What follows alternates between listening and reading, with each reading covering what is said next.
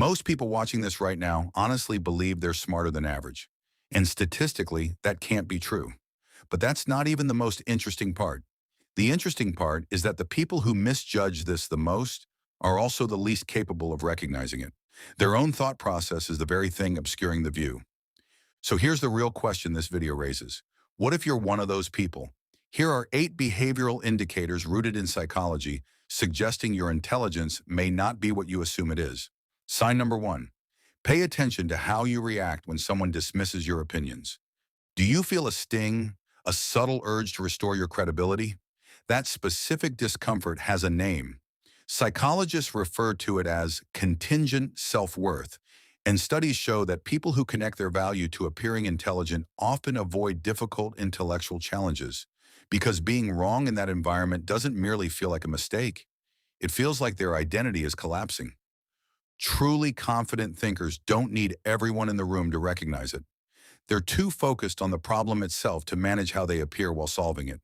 The more loudly someone displays their intelligence, the more likely it is they're covering something beneath it. When was the last time you said, "I don't know," and simply left it there?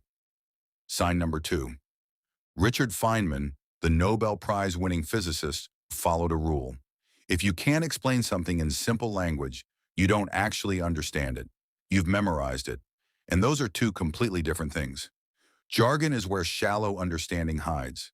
Someone can sound fluent in a topic, use all the proper terminology, and still lack any real model of how it truly works. Real understanding gives you the ability to reconstruct an idea from the ground up using entirely different words. Try it right now with something you believe you understand well. No technical vocabulary, just the actual mechanics. If you rely on jargon because it feels easier rather than clearer, that's the sign. Sign number 3. Dunning-Kruger's famous 1999 research discovered that people who scored in the bottom quartile on reasoning tests exaggerated their performance by 30 to 40 percentage points.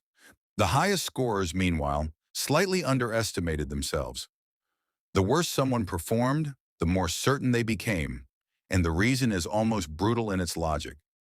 To recognize your own mistakes, you need the exact same skills that would have prevented those mistakes in the first place. If those abilities are underdeveloped, the errors become genuinely invisible. Everyone claims they're sometimes wrong. That's easy to admit. The harder question is, when was the last time you were wrong about something you felt entirely certain about? If nothing comes to mind, that's not a sign of accuracy. That's the Dunning-Kruger effect functioning exactly as expected. Sign number 4. Every conversation is a collection of data. The other person possesses experiences, perspectives, and information you don't have. When you spend the interaction broadcasting instead of absorbing, waiting for your turn while they're still halfway through a sentence, you leave with exactly what you arrived with. You use the interaction to display understanding instead of developing it. Research on active listening repeatedly shows that people who dominate conversations overestimate how much they actually learn from them. Intelligent people ask genuine questions, questions they don't already know the answer to, not to appear humble, but because that's how real thinking happens.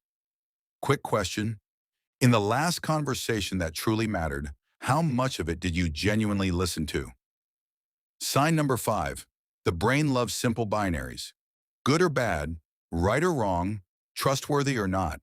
It's quicker, cleaner, easier. The problem is that reality almost never cooperates. Psychologists call this dichotomous thinking, and it's directly connected to low cognitive flexibility, which is your brain's ability to hold conflicting ideas at once without forcing an immediate conclusion. Here's the test. Listen to your own language when you're emotionally triggered.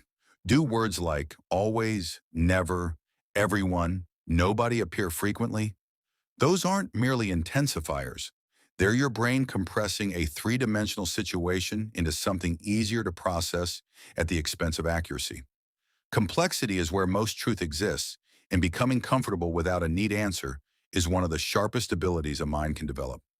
Sign number 6. Changing your mind should feel like progress. You just move closer to the truth. But for most people, it feels like defeat, like admitting they were foolish for believing what they believed before. So when contradictory evidence appears, the brain doesn't update itself. it pushes back. Psychologists call this belief perseverance, and it's the brain choosing ego over accuracy every single time. Here's what genuinely sharp thinkers do differently.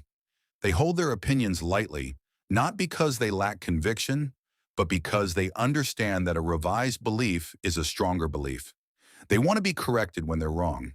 That desire to get things right, even if it means being wrong first, that's what intellectual honesty truly looks like.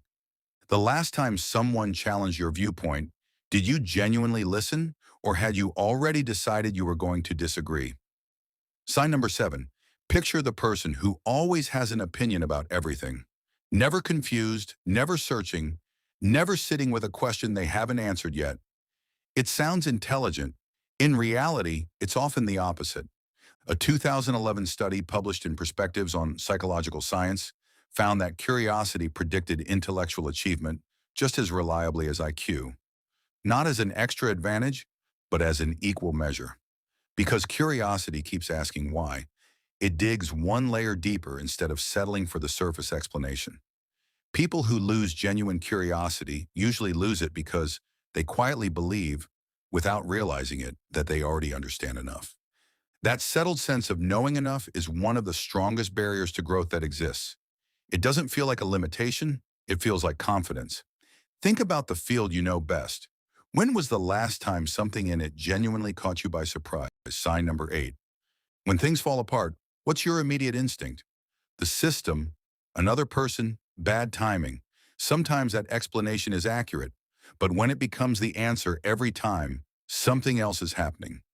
Psychologists connect chronic external blame to low metacognition, the ability to observe your own thinking, assess your own role and outcomes, and adjust accordingly. It's cognitively demanding, and when it's underdeveloped, the feedback loop never fully closes. Without that loop, you repeat the same patterns endlessly, only with different situations and different people filling the same roles. Think about the last major thing that went wrong. How much of your mental energy was spent understanding your own contribution compared to building the argument for why it wasn't your responsibility? Not to punish yourself, but simply to genuinely learn something from the experience. The biggest sign of low intelligence isn't any of these 8 points. It's watching this video and feeling completely certain that none of them apply to you. And if you'd like to support these deep explorations, make sure to hit that subscribe button too. Goodbye.